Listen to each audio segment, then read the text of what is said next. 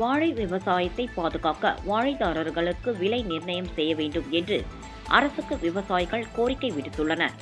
தூத்துக்குடி மாவட்டம் தாமிரபரணி ஆற்று பாசன பகுதியில் சுமார் 23,000 ஏக்கர் நிலத்தில் வாழை சாகுபடியும் 17,000 ஏக்கர் பரப்பில் நெல் சாகுபடியும் 6,000 ஏக்கர் பரப்பில் இதர பயிர்களான உளுந்து, வெற்றிலை உள்ளிட்டவற்றை சாகுபடி செய்யப்படுகின்றன.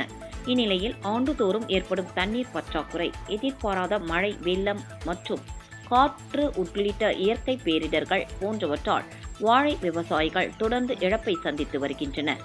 பனை மரங்களை போன்று வாழை மரங்களின் தண்டு, வாழை இலை, வாழைத்தார், வாழைப்பூ என ஒவ்வொரு பாகங்களும் பயன்படக்கூடியதாகவும் வருமானத்தை தரக்கூடியதாகவும் உள்ளது. வாழை சாகுபடி 12 மாதங்கள் என்பதால் ஓராண்டு பராமரிப்பு செலவினங்களுக்கிடையே 11வது மாதத்தில் வாழைத்தார் வெட்டும் பருவத்திற்கு தயாராகிறது.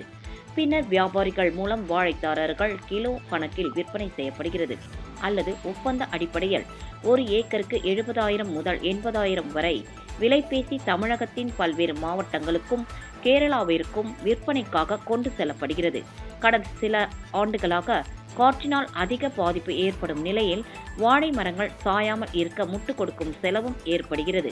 இதனால் விவசாயிகளுக்கு மேலும் இழப்பு ஏற்படுகிறது. எனவே நெல், கரும்பு ஆகியவற்றிற்கு விலை நிர்ணயம் செய்வதைப் போல் வாழைத்தாரர்களுக்கும் அரசு விலை நிர்ணயம் செய்ய வேண்டும் என விவசாயிகள் கோரிக்கை விடுத்துள்ளனர்.